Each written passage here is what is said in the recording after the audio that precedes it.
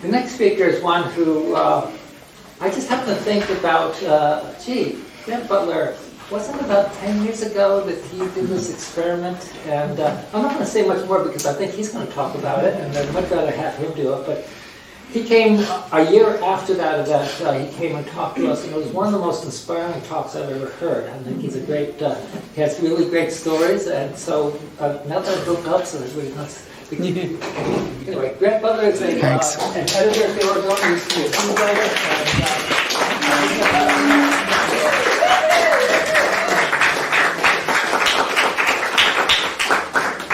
Well, thank you, Peter. That was a very sweet introduction, and hopefully I can live up to that build-up.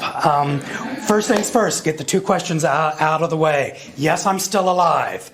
And yes, I still work at the Oregonian. I run into so many people who say, well, we haven't seen your column. We were worrying. Did something happen? So here's the capsule update on what's been going on. A couple of years ago, as our staff continued to contract in size, I was asked to move back into a leadership role at the Oregonian. So I am now working as an editor, working with a bunch of bright young reporters who are doing really interesting things. It came at kind of a cool time in my career. Early on in my career, I had some really great mentors who helped me along the way. And a few years ago, a couple of them passed away. And it was around this time that I was asked to become a mentor to some of the greener reporters on our staff, and it just felt kind of like a poetic way to pay it back. So that's what I'm doing right now. Occasionally they do let me write about food still, so every once in a while you'll see my byline and you'll see something that I've written. And the most recent occasion was on February the 1st. It appeared online, the column about my 10-year vegan anniversary, which if you get the print edition of the newspaper, it will be in your newspaper this coming up Wednesday, along with a really great recipe for a dark chocolate cupcakes that comes from the geniuses at America's Test Kitchen. It uses aquafaba to keep everything moist and held together, and it's got a great chocolate frosting recipe. So check it out online if you want to see it immediately. I've got a little handout I'll give out later that has a link to where you'll find all of those recipes. So it's really great and such an honor when Peter asked me to come and speak in honor of my 10-year vegan anniversary, because I kind of thought maybe it had gotten forgotten because I haven't been writing about food so much lately. And it's really sweet to get asked to speak with Northwest Veg, because Northwest Veg has been such a key part of my journey towards plant-based living. Peter and Cindy and Sandy and Keith all have been great cheerleaders of my work and great teachers. And it really all began in 2009 when I attended this event that I had heard about but had never really gone to, called Vegfest. And you all maybe know it. You've heard of it. Well, at the time, I had been writing about restaurants in the Oregonian, and prior to that at the Statesman Journal for 20 plus years, since dinosaurs roamed the earth. Really, when I came to Oregon so long ago, we had to fight the saber-toothed tigers to get to work. And so I've been around for a while, but I've been writing about restaurants. And I was telling some people over our dinner, I was kind of aggressively non-vegan. I was the person that they would turn to write about steakhouses, and I was the person that they would turn to when some new burger place had come around. And so I went to this event called Vegfest, and this was 2009. So it was still when it was in September back then. So it was kind of this great transition into a new season and a transition to a new way of thinking about things. And around the time that I went to this first Vegfest, I had talked a few weeks earlier, I had done an interview with a guy named James McWilliams. And he is a professor at the University of Texas in Austin. And he is a regular contributor to publications like The Atlantic. He's written many books. And at the time, he had come out with this book called Just Food. And James McWilliams has some really unconventional ideas that frankly piss a lot of the farmers market crowd off. He believes that locavores sometimes don't have it right when they're fighting against things like genetically modified foods, that maybe they have a place if they can help like wheat grow in arid places, or if you can get tomatoes in sub-Saharan Africa, that maybe genetically modified foods aren't the evil things who we thought. So some radical stuff. So when I talked to him, he kind of wanted to get a sense of the lay of the land. And so he was asking me about my own outlook on the world. And I told him, how I was trying to think about my life and how I could lower my carbon footprint. And at the time, I was really one of those insufferably pious, holier-than-thou types about using reusable grocery bags, back before we all had to. But I was never paying a whole lot of attention to what I put into those grocery bags.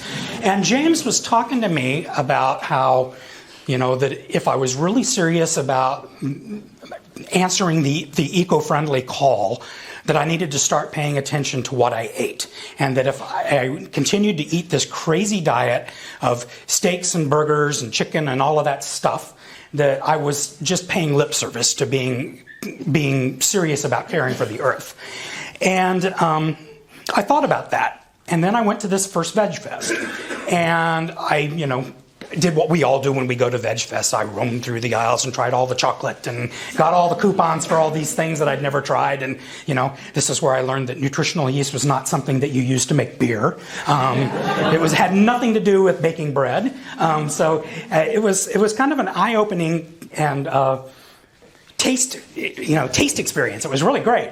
And then I went to some of the sessions, and there was one that really stayed with me. There's a chef instructor named David Gaby was talking about how he approached food as a way to live a kinder life. And I am the son of a Methodist minister of music. They do that in the Methodist church. You can get ordained to do the music in the church. And I grew up in the church, and I like to think that compassion is something that I've always cherished, and that why shouldn't it extend to the foods that I put on my plate?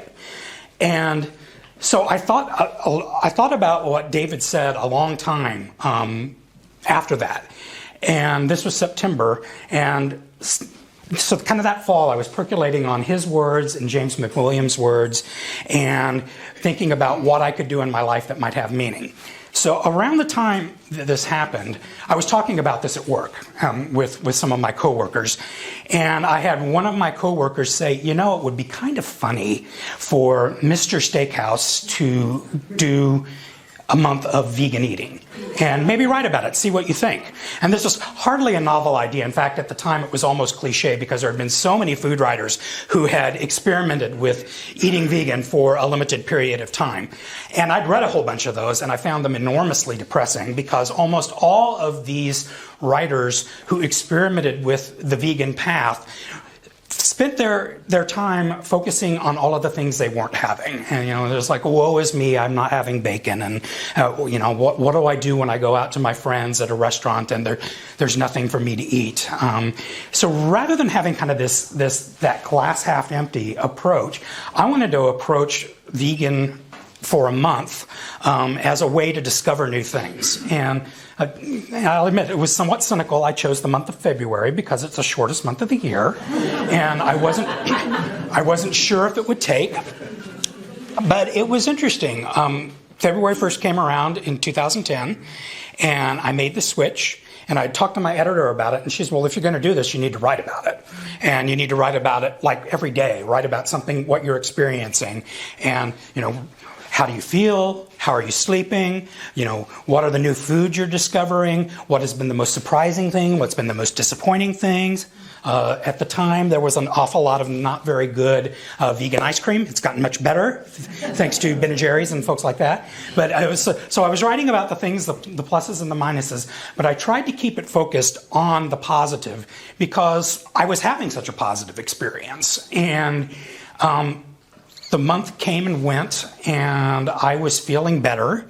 I'd been having like back pains and things, some problems that I was younger then, but I was like a little young to be having high blood pressure, and that maybe comes with being in the media business in this era. But after a month, my blood pressure had gone down. I'd lost some weight, which is not common for somebody who writes about food all the time. And I was feeling better. I was sleeping better. And so I talked to my editor and I said, I really don't want to go back to writing about all of that other stuff.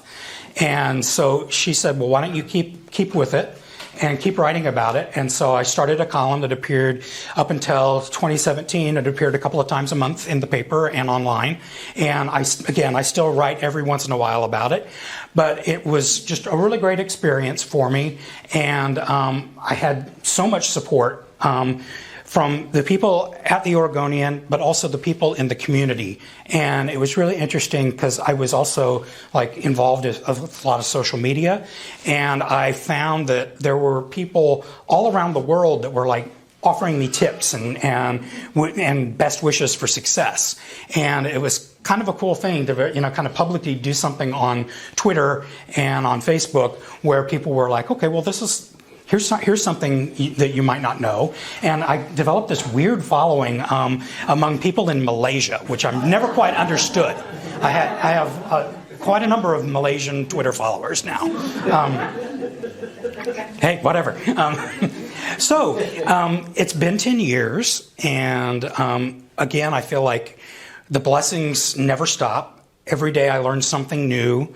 Every day I find something new that I like to eat. And every day I feel like my commitment to the cause, it just deepens further. I have been very blessed with supportive family members who have not entirely gone vegan, but who are eating dramatically less meat and animal products than they used to. I was just last weekend, I was in Kansas City celebrating my mom's 85th birthday, and my mom and dad are not vegan, but they are committed to eating one animal product-free meal every single day. And for two 85-year-old people, I think that's a great commitment. And that kind of gets to my outlook when I talk to people about it, that there is a perception among the non-vegan community that if you're vegan, you're gonna be super preachy about it, and that you're gonna try to convert people to being 100% vegan, and that if they're not 100% vegan, you're gonna be super judgy about what their choices are. And my feeling is, if you do Meatless Monday, or you do one fewer meal with meat every week, you're doing an important thing.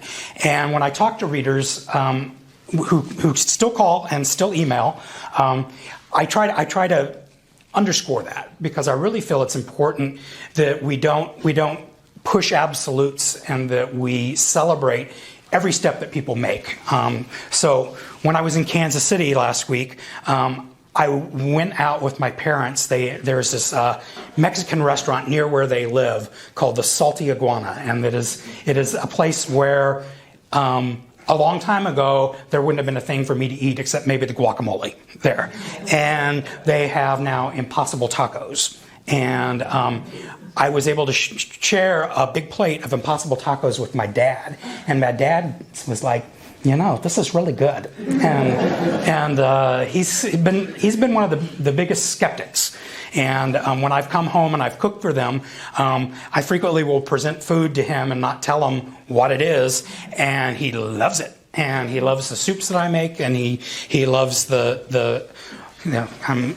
forgive me, I'm from the Midwest. We eat a lot of casseroles, I'm a big fan of rectangular food, and so I'll make these casseroles for my dad, and he'll be enjoying it, and he goes, well, what kind of cream is in this? And I said, there's no cream in that. I used silken tofu to make a creamy like sauce, but it's not got cream. In fact, it's a pretty lean casserole, and it's got some extra protein that you might not have expected. And he's like, wow, okay, I could eat this more often. And the place that they live, my parents last year had kind of a hard year, and they moved from living independently into living into a retirement community. And this retirement community, I was really impressed. This past visit was the first time I got to eat with them there.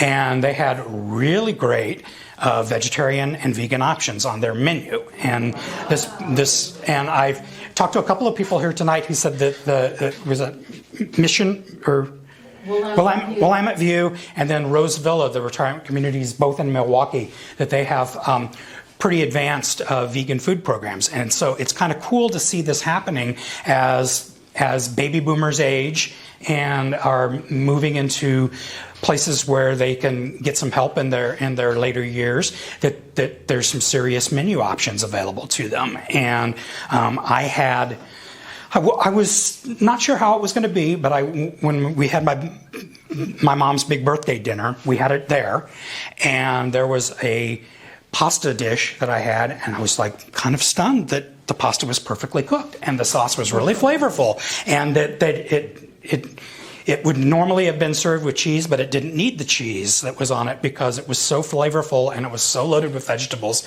And my mom says, "Oh yeah, we get that maybe once a week. We like that dish. That's good. They do that well." And she was bragging about how the chef is serious. He's an Italian guy, and he's serious about his pasta, and that he would be appalled if anybody got served pasta that was overcooked. So it's like, okay, I'm loving it. So I have my cheat sheet here. So 10 years, a lot of things have changed. If you think back to 10 years ago, we didn't have Veggie Grill in Portland. We didn't have Native Foods Cafe.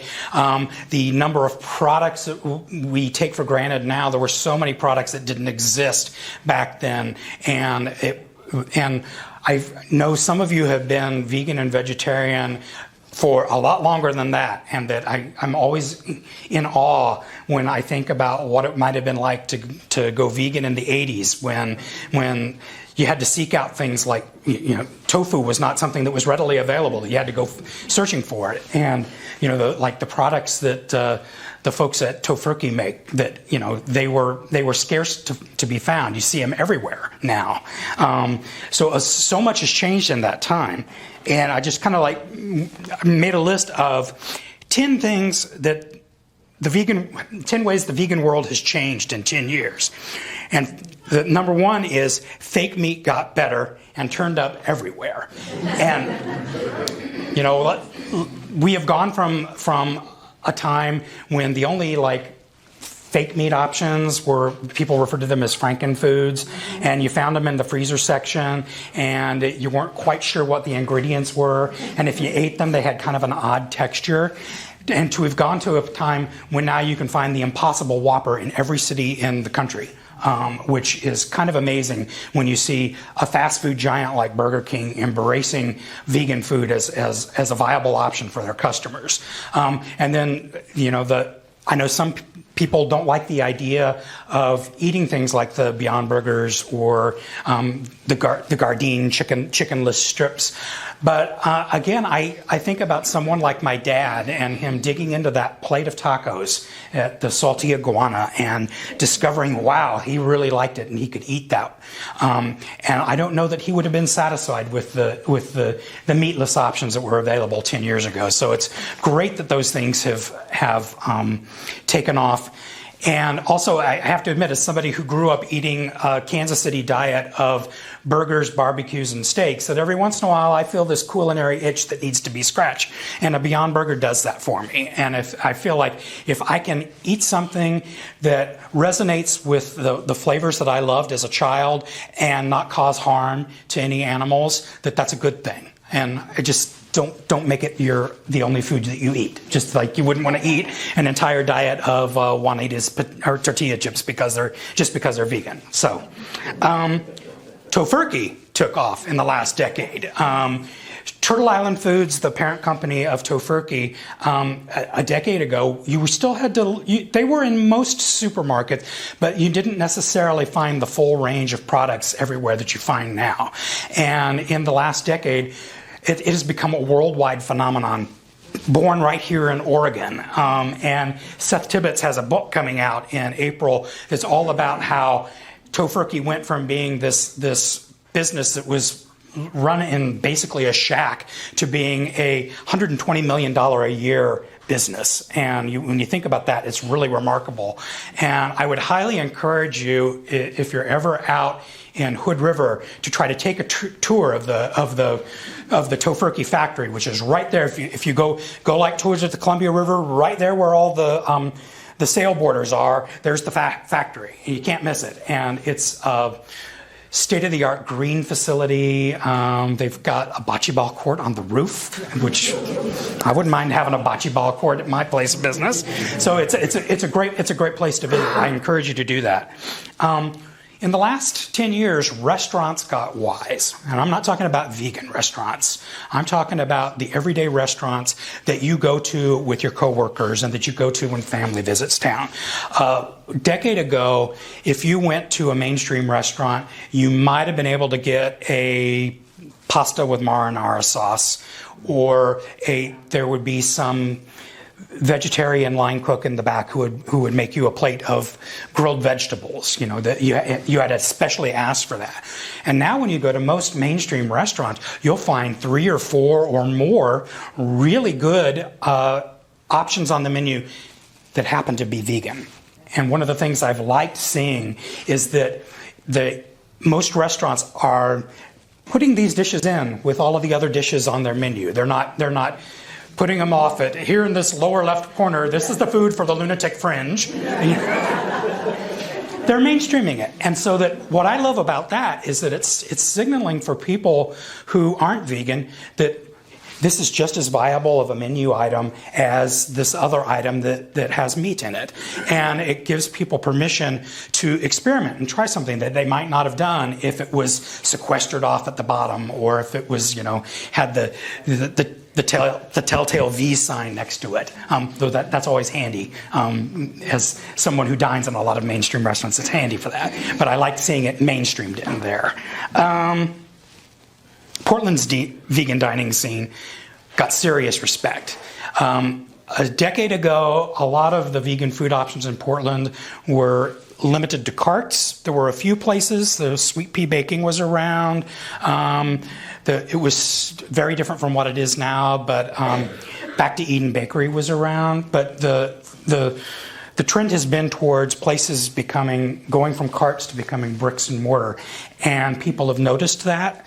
In our most recent Oregonian restaurant guide, Farm Spirit was listed among the top restaurants in the whole Portland dining scene, which I think it might have been dismissed 10 years ago as being kind of what is this place? Why are they fermenting everything? And what is that all about?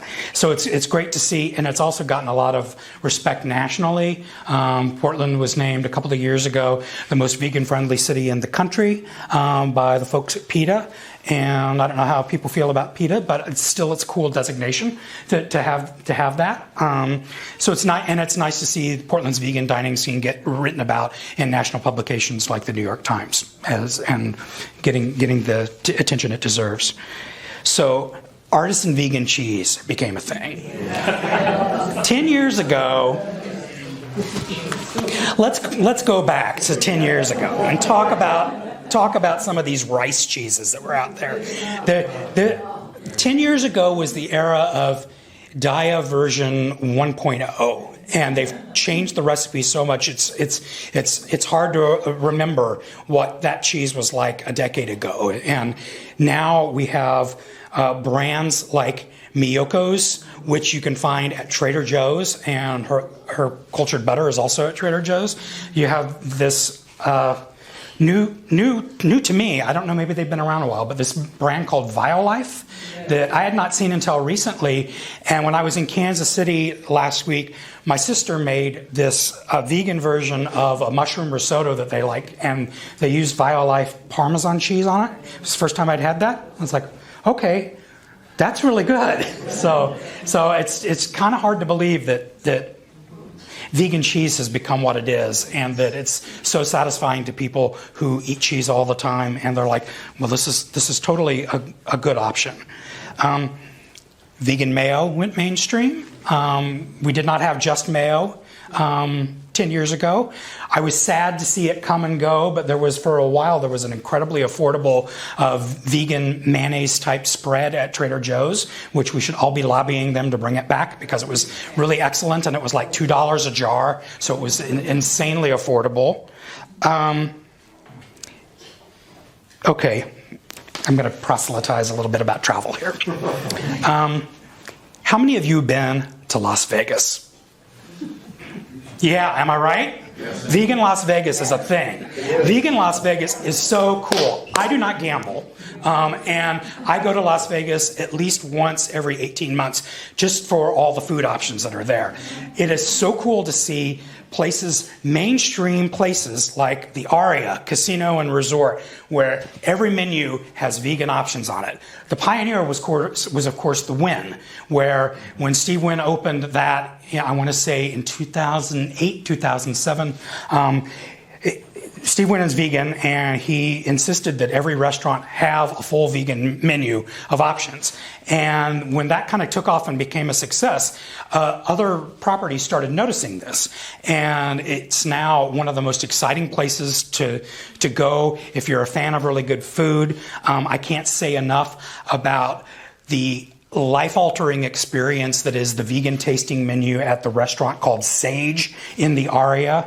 That it's a little spendy, but it's, again, you hear angels singing when you eat this food. It's so good. It's so good. So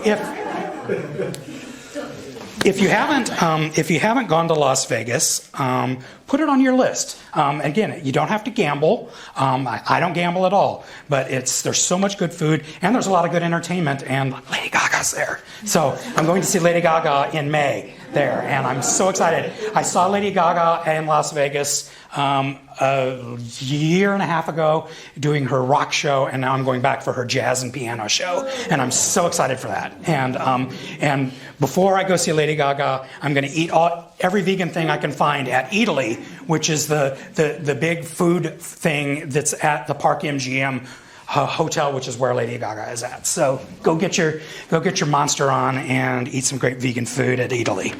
And then let's see. It's not all about food. Let's talk about Forks Over Knives and Engine 2. Forks Over Knives came out in 2011, and this was also around the same time that Rip Esselstyn's books were taking off and were getting featured in places like Whole Foods. And I think that's opened a lot of conversations for people who are interested in about the connections between what we eat and health. The Forks Over Knife, the premise of the film, if you haven't seen it, is that some of the leading cardiologists are talking about the connections between the types of foods that we eat and heart ailments and diabetes and the serious health problems that people in this country are facing as a result of the foods that they're eating. And they are promoting eating vegan, but also eating a low-fat version of vegan, which is not necessarily for everybody if you don't have health problems, but it's something that if you're having some serious health problems, that's one way you can address it without resorting to medicine or surgery, which is the idea of forks over knives, so scalpels. And then Engine 2 is really an interesting story. Rip Esselstyn is a former Austin, Texas, another Texan, who was a firefighter. And he saw all of these instances of firefighters who weren't able to do their jobs because they were overweight and they weren't able to carry the equipment that they needed to carry to fight fires, and they were struggling to put on their firefighting uniforms. And so he took his firehouse, which is engine company number 2, and he put them all on a vegan diet. And they saw tremendous benefits, and they also saw that they were able to do their jobs more effectively, which, we want our firefighters to be able to fight fires, right? I think that's a good idea. It's a sound principle. So those things happened really towards the front end of my 10 years being vegan. And I haven't written an awful lot about that because the Oregonian is a mainstream publication, and so we're trying to appeal to all kinds of people. And I will get calls from several readers, like if we have a recipe that is a little high on the sodium or is high on fat. And I always say, we're not Eating Well magazine, that we're trying to appeal to a broad range of things. If you're worried about the amount of fat that's in this, or that we have a vegan recipe that has a tablespoon of oil in it, that don't make that recipe if that's your real concern. But that we try to offer a mix of different things. So 3 big victories in terms of animal rights and in the last decade. And the first one is nearest and dearest to my heart. Ringling Brothers is out of business. And they announced in 2017 that they were going to suspend their elephant program. And then the next year they said, well, we're just going to cut it all. And they shut up. They shut their shop after more than 150 years in business. And, I don't know how that, institution like that was built on the suffering of animals. I'm glad to see it go away. And then the whole SeaWorld thing happened, and again, getting the focus put on what was happening with the orca program, and now that orca program is suspended, that's a great thing for these beautiful beings from the sea. And then this one is one you might not have heard about. Macy's no longer sells fur. And they made a big decision, and they realized it was going to cost them a certain clientele that would then gravitate towards Neiman Marcus or Saks Fifth Avenue. But they made a commitment. They were not going to sell fur anymore. And Macy's had sold fur coats for its entire history. So I think those are great things to celebrate. A couple of businesses, well, one you can't patronize anymore, one you shouldn't patronize, and then one you should celebrate and thank for no longer selling furs. And then, this is a personal one, in the last decade, I learned to love breakfast again. I had spent 10 years working as a volunteer line cook at an AIDS hospice, and I was cooking in the breakfast there. And this was a mainstream place, and in addition to all the pancakes, I was cooking all of this bacon and cooking all of these eggs and all of these foods that I didn't want to eat. And I was trying to introduce plant-based options, and people weren't necessarily interested in it. And I get, if you're suffering from the complications from HIV you don't want to be preached to about your food. But it was really hard for me, and I really got out of loving anything that was associated with breakfast. And I don't cook there anymore because at some point it was just like, I can't. I don't want to be around all that kind of food. But I was in kind of this funk about breakfast, and the getting away from that and finding some go-to things that help me in the morning, like the miracle that is overnight oats, and it's really changed my game. And I'm happy eating things in the morning that seem appropriate for the AM hours, and not just relying on fruit and toast and kind of boring foods like that. So yeah, I learned to love breakfast again. So I'm a food writer, and I share a lot of recipes with people. And so I thought I'd talk about 10 recipes, and I've got handouts that I'll give you all that have a little bit about all of these. So in 10 years, there's so many restaurants or recipes that stand out, and I want to brag a little bit about the Oregonians recipe database. There's a link to it on the handout that I'll give you. But the Oregonians recipe database has almost 900 vegan recipes in it, and it is one of the most impressive collections of vegan recipes. And it's easy to sort. When you go to the top of our recipe page, there's a way you can sort by cuisine, and vegan is one of them. And so when you click on that, you'll get 9 pages with 90 recipes on each page that are all vegan. And I've had a fair hand in that happening. But so in the course of the 10 years, I've shared a lot of recipes with people, but I have 10 that kind of stand out, and I'll talk about here. The first one is Ma's Minestrone. And this is a recipe that came from my mom. This is a classic minestrone soup, and as I said earlier, my dad is a minister of music in the Methodist Church. And for years and years and years, they would have this annual Christmas party that my parents would host at their house. And this was always my mom's go-to dish because it could serve a crowd really easily. And it was really easy to add more stuff to it if you had more people coming than you were expecting.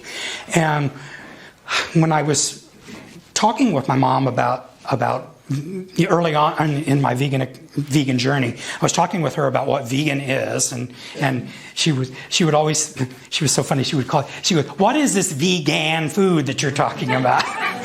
And so I'd have these and she said, "I have no idea what to do with tofu," and. And so I would have these conversations with my mom, kind of demystifying, and she's like, "Well, I don't understand what vegan is." And I said, "Well, have you had an apple? That's vegan food." And we were talking about, all of a sudden this light goes off. You can tell she just had this moment of revelation that this soup that she'd served for 30 years to choir Christmas parties was vegan, and she never thought about it that way. And so we had a special Mother's Day issue where everybody that was writing about food at the time shared a recipe that came from their mom, and I shared this recipe, and it's such a good one. And so check it out. Butternut squash enchiladas with spicy peanut sauce.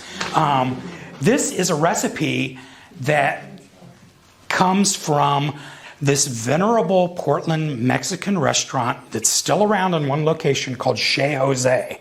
And it was first shared, the recipe was first shared with readers of the Oregonian back in the early 1990s.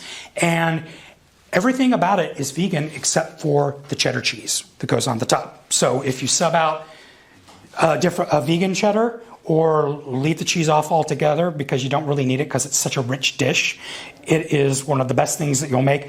It's a great thing to serve at a dinner party. I took it a couple of years ago to a Super Bowl party and didn't explain what it was to people and watched people hoover it down because it was so delicious. So highly recommended. What's that? It's called Butternut Squash Enchiladas with Spicy Peanut Sauce. And I've got these little descriptions I'll give you all. Only Kale Can Save Us Now. How many of you know Michelle Schwegman? She's one of the co-owners of Herbivore Clothing Company. And a couple of years ago, she co-wrote a cookbook called Eat Like You Give a Damn. And this is hands down the best kale salad I have ever had. It's got kind of a tahini dressing and then tons and tons of hemp seeds applied at the end. So delicious. She has a daughter, and like when she makes this kale salad, she said her daughter goes, "Kale salad, kale salad, kale salad." So when you get a kid excited about kale salad, you've done something. Another recipe from a Portland treasure. Chelsea Lincoln came up with a recipe for roasted red pepper and cashew spread. And this is a recipe that if you do it, if you can cheat and get the pre-roasted red peppers that come in a jar from Trader Joe's. But I love to roast the peppers myself because it makes the house smell so good, and there's certain joy that comes in taking a pepper, and I have a gas cooktop, and I'll just toss it right on the burner, and you watch it as it turns dark, and then it turns black on the outside, and then once you've roasted it, you stick it in like a Ziploc bag and let the steam do the work, and it softens it, and then she combines it with these cashews that have soaked overnight, and it's just an amazing spread. Another really good party dish, and real crowd pleaser. Spicy cold soba noodles. Here's another old Oregonian recipe. This came from a long-gone restaurant that operated in the 1980s in the Pac West building downtown called Sammy's. And this was a recipe that came out at a time when there was this exotic ingredient called sriracha that no one had heard of. And that this was an ingredient you had to seek high and low for. And we were going through in 2015, the Oregonian moved from its old building into a newer high-tech building. And when we moved from one building to another, we had to like go through all of our old files and figure out what we needed to save, what we needed to get rid of.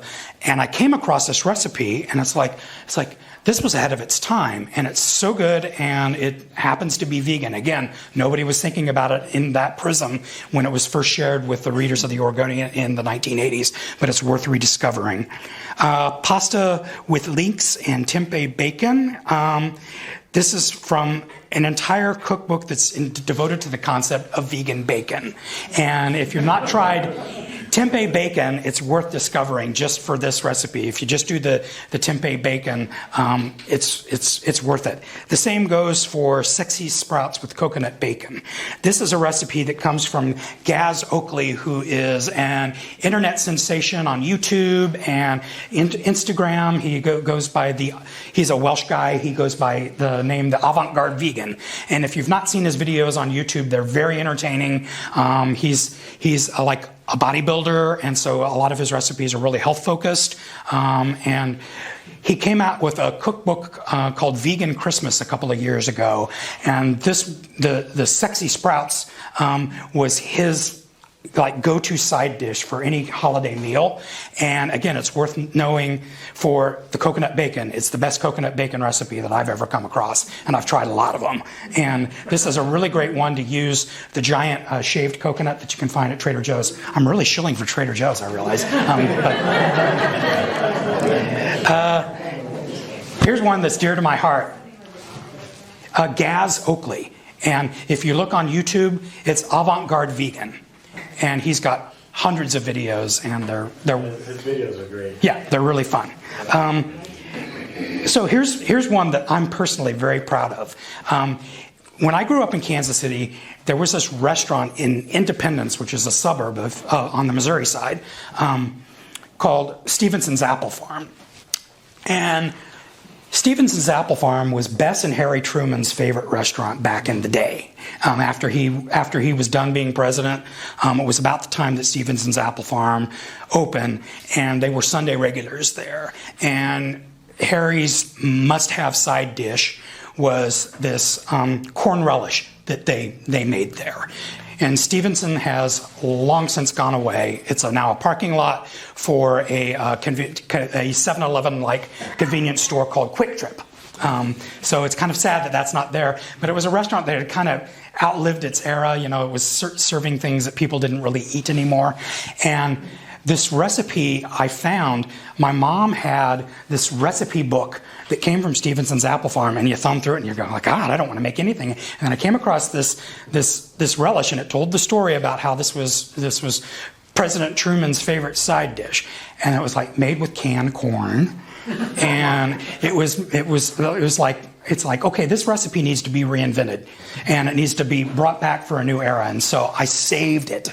And the version that I'll share with you is a really good one, but it tastes like what I remember of this recipe from my childhood. Bomb sauce is this recipe that I shared just recently with people, and bomb sauce will blow you away. What is it? It is this substitute for ketchup. It's a substitute for barbecue sauce. It's got roasted peppers in it. It's got a vegan Worcestershire sauce. It is addictive. You will never want to have fries or tots without it ever again. It's so good. And then finally, the vegan dark chocolate cupcakes that I talked about earlier. This is a new recipe. It'll be in your paper on Wednesday, or you can find it online right away. The folks at America's Test Kitchen, they're just brilliant people, and they will test recipes 50 and 60 times until they get it exactly right. And they pay attention to vegan food. They treat it with great seriousness and respect. It's a mainstream publication. I don't know if you're all familiar with it or not. They have a TV show, and they have a couple of different magazines that they publish.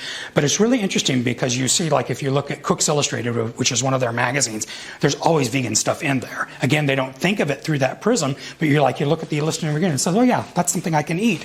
And they recently came out with a all chocolate cookbook. every single recipe was something related to chocolate.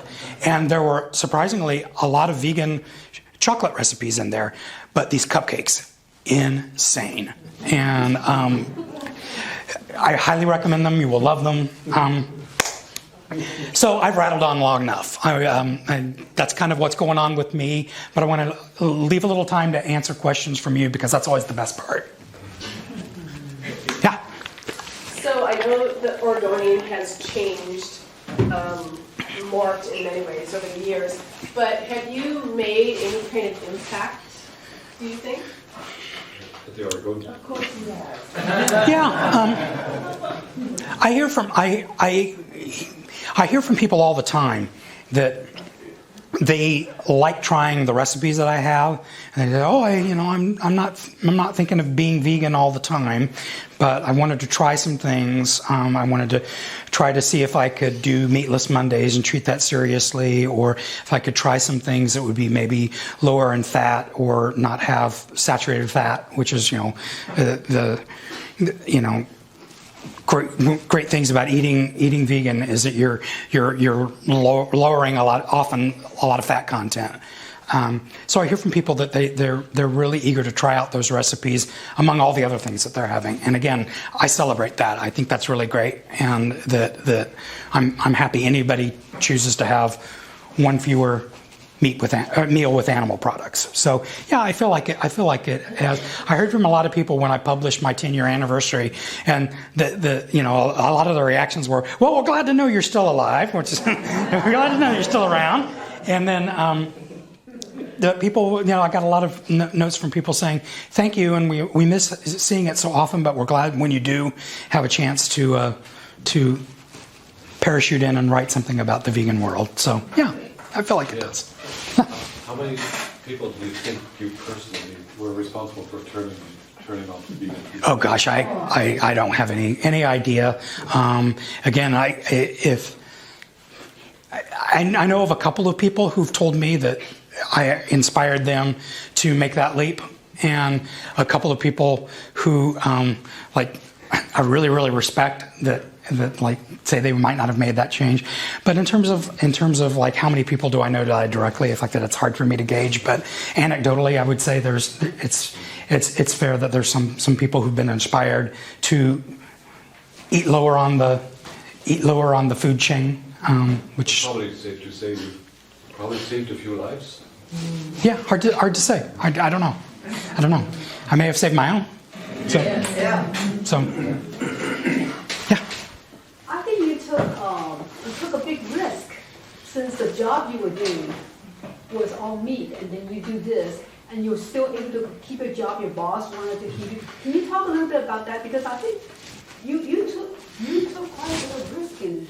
Yeah, and I think part of the reason that so many readers were surprised was because I was kind of known as the eviscerator of steakhouses, and the person who would go out and write really critically about these mainstream meat-focused places.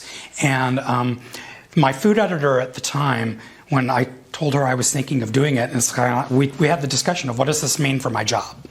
And so, in addition to writing my column, she and I came up with we came up with an agreement that if I was going to write like a mainstream food story, that I would include a variety of different kinds of recipes. So for a good example was, if I was going to write about lasagna, I would write about a version that had all the things people expect in a lasagna, the cheese, the meat. I would do a vegetarian version of a lasagna, and then I would also include a vegan version of lasagna. In fact, the David Gaby recipe, it was one of the first ones I included, and it was for his, it sounds weird, but take a leap of faith, is a lasagna that he made where he used pureed lima beans as a substitute for the cheese, the ricotta. Yeah. Yeah, and it sounded weird at the time, and it was a really good recipe. And so it was a way for, again, to present this with other recipes, kind of legitimized the vegan food, so it wasn't sequestered off again as being something that's not for me. It was presented as a viable option. But yeah, there were times when, yeah, I think that there was some inevitable pushback from some readers. That I would get emails from people. Well, that sounds good if you could just add bacon to it, and so I get a little bit of pushback from that. But by and large, the response was really positive from people. And yeah, there's a question back there. Yeah. Could you tell us how you do your overnight oats? Oh yes, it's really easy. 1/2 cup of rolled oats, a cup of almond milk or your non-dairy milk of choice, a tablespoon of ground chia seeds, which you can find ground chia seeds at New Seasons. There's some other places that have it, not just the regular chia seeds, but the ground. And then I use a 1/2 teaspoon each of ground nutmeg, cinnamon, and pumpkin pie spice.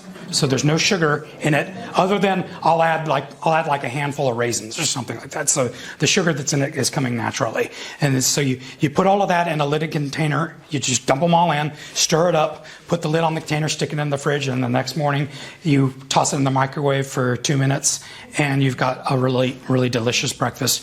Which is part of the reason. That's a great one for me, is that I'm one of those people that in the morning I'm kind of bleary-eyed when I get up, and I'm up entirely too early because the 4-legged alarm clock tells me that it's time to get up. And I love my cat to death, but at 5:30, her primal instinct is that it's time to go down to the watering hole and take down a gazelle. So I'm up early. But yeah, so it's a breakfast that I can turn to when I haven't had coffee and really don't want to face pulling something together. So, yeah, back in the back. So was Vegfest, was that before you became vegan? Yeah, about 6 months before. Okay, and what got you to Vegfest? I just heard about it and I was curious, and it had come a couple of weeks after I had talked to that guy from the University of Texas, and he kind of gave me the world-class finger wagging about what I was buying at the grocery store, and okay, I'm a minister's kid. I've had shame directed at me all my life, so. But when you get it from a professor and somebody who is a known rabble-rouser, it made me stop and think. And so the main reason I went to that first Vegfest was to familiarize myself with some stuff that I was really unfamiliar with, and to I wasn't ready to open the door to it just then, but it was a way of me at least peering through the cracked open door. So, yeah. Did that affect you? Sorry, questions keep on coming. That's okay. I mean, how were you affected? Because it took 6 months to basically come up with, I'll do this vegan thing for a month. So, were you impacted when you went to Vegfest, or did some things change then? Or the process? I probably made a few changes because I was serious about wanting to lower that carbon footprint, and so I think I did during that interim period between that first Vegfest and the 1st of February in 2010. I know I was eating less meat, and I was looking at different ways to reduce the number of animal products that were going into my grocery bag. But it wasn't really until I made the commitment and did it in a public way to do it for a month that I was able to completely sign the deal. And I don't necessarily recommend, flipping a switch like that. That for some people it's a lot easier if they ease into it, if they try to do where, okay, I'm going to try to ease into this. So this week, I'm not going to eat eggs. I'll eliminate eggs from my diet. And then the next week it's like, okay, maybe I switch to a non-dairy yogurt. And that people can take these little steps, and that I think it's much less daunting if you do it that way over a period of time. For me, was made much less daunting because I had so much help. That not too long after I made the switch to vegan, that's when the Veg 101 series happened, and I participated in that, and I learned so much about foods I was not familiar with, like tempeh. I knew it existed, but I didn't know what to do with it. And so that was a really valuable resource. I was befriended by a couple of vegan chefs around town who, kind of said, contact me if you have questions about anything, and that, if there's something you're curious about, our doors are open. Ask away. So it was for me. It was helped a lot by doing it in a public way, as kind of a public figure, because I got so much help from people, and again, all those Malaysians. So, yeah. Did your attitude toward cooking change at all? Did you really love it before, and then? Yeah, I've been a lifelong cook, and I learned so much from my mother and my grandmother, and that they really thought it was important to, that men should know how to cook. And this was in a time when it wasn't necessarily, in Kansas City at least, that was not a commonly held belief. But they both, both my mother and my grandmother taught me so many things. But again, it was cooking through that Kansas City lens. This is a city that once had like the largest stockyards in America, so it's a very meat-centric culture. But I think because I cooked already, it made it easier for me to say, okay, I'm just going to cook different things. So. You've given us a good retrospective of the 10 years. Do you make any predictions where we're going to be 10 years from now? Oh gosh, yeah. Right here with you. Yeah, I mean, hopefully I'll still be working at the Oregonian, and hopefully I'll still be occasionally writing about food. I love it, and but in terms of the world, I think we're just going to see more and more high quality products coming that help people make that transition. I think you're going to see the products that are out there continue to evolve and get better. Again, I come back to that sad Daiya cheese that you wouldn't recognize today, because they've improved their product, and like the Beyond Burger, I think they're on the third iteration of that now, because they keep tinkering with it to make it what they feel is a better product. And then I think people are they're watching some of the horrible things that are going on, like what's happened in Australia this winter, and I think a lot of people are getting past the idea of is this global warming business real or not. I think that people are realizing that it's real, and I think when people realize that they can make some personal decisions that have a long range impact on that it will be easier for people to make the choice to incorporate more plant-based meals in their weekly routine. So I think people are in the 10 years from now, they're going to realize that's really an essential thing. What else? Yeah. Did you just continue on with it organically, or did you have an ebb and flow of backtracking and coming back into it? Is it a journey, or you just made a choice and never looked back? I never looked back. It's been vegan all the way for me, and the only times I've kind of fallen into a rut, I've been able to reach out to people to say, okay, I need to mix up my dinner routine. What are some things that you've been cooking that you've been excited about that I could try to mix things up? So it's just been a matter of trying to set aside this idea that I'm an authority figure and ask for help. I think anybody that cooks at home, you get into this routine where it's like, okay, I've got these 8 things that I make for dinner, and gosh, are we going to do the curried pumpkin soup again? It's a lovely recipe, but we've had it twice this month already, and it's just a matter of pushing myself to try new things. One of the fringe benefits of my job is that I see every cookbook that comes out, And so I see a lot of most of the vegan cookbooks that come out, and I see some that are really good, some that aren't so great, but I'm able to look at those and I'm able to glean some new ideas. So I think that has helped me personally. And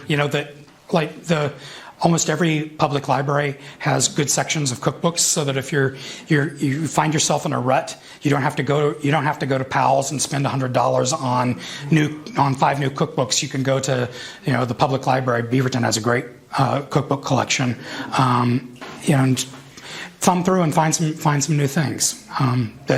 Most libraries will let you take a cookbook out for long enough that you can try 4 or 5 things out of it while you've got it checked out, and then make a copy of it or write it down if it's something that you find that you love. You don't have to go broke buying cookbooks. So, all right.